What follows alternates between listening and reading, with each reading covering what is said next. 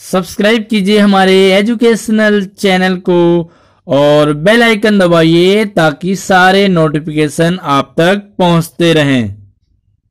तरह का आप लोगों ने परिचय दिया एकता का।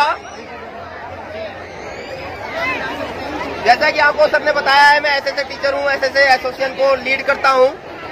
लेकिन हमारे एसएसए में किसी तरह की एक जगह बैठे हुए हैं। हम भी चाहते हैं यहाँ पर कि सब लोग आज देखने को मिल भी रहा है, कुछ को छोड़ करके, चाहे वो प्रवीण जी हो, चाहे वो डेडा जी हो, चाहे वो प्रवीण झा जी हो, और भी बहुत सारे साथी एक हो गए, एक मंच पे आ गए। अब हमारी एक ही मांग होनी चाहिए और वो है सिर्फ पॉलिसी। क्या होनी चाहिए? क्योंकि सर्कुलर तो 2011 से निकलते आ रहे हैं, कभी 3 महीने के लिए, कभी पूरे या 10 महीने के लिए। लेकिन सर्कुलर हमारा कोई अंतिम निदान नहीं है। निदान है तो सिर्फ एक निदान है कि 58 साल की पॉलिसी हमें सरकार बना के दे, जिससे हम सरकार में अब पढ़ा रहे स्कूलों में उससे भी बेहतर पढ़ाए, उससे भी अच्छा रिजल्ट इंक्रीज करे गवर्नमेंट का। इसलिए हमारी एक ही मांग है कि हमें 58 साल की पॉलिसी बना करके दे। कुछ शिक्षक, आपके कई साथी, हमारे भी बहुत सारे साथी घर पर ये सोच लेते हैं कि बहुत सारे साथी गए हुए हैं, वो करेंगे, उनके साथ होगा तो हमारे साथ होगा।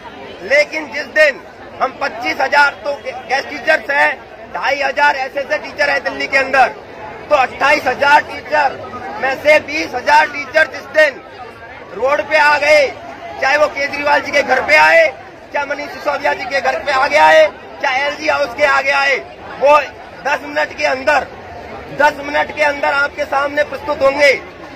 अब मेरी ओर से तो यही डिमांड है मनीष सिसोदिया जी से कि वो एक बिल लेकर के आए, उसमें नए गेस्ट टीचर भी हो, पुराने गेस्ट टीचर्स भी हो, एसएसए टीचर्स भी हो, और उसको पारित करे फिर से, और साथ में एलजी हाउस से उसको पास करवाए।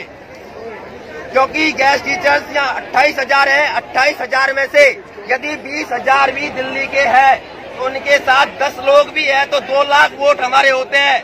जिस सरकार को बना सकते हैं तो उसको हम गिरा भी सकते हैं। इसलिए मनीष सिसोदिया जी हो या और कोई सरकारें हो, विपक्ष की पार्टियां हो, जो हमें परमानेंट करेगी, पॉलिसी बनवाएगी, हम उसके साथ हैं। और केजरीवाल जी इस बात को अच्छे से जानते हैं कि केजरीवाल की जब दोबारा सरकार बनी थी उसमें गेस्ट टीचर्स का बहुत बड़ा हाथ था।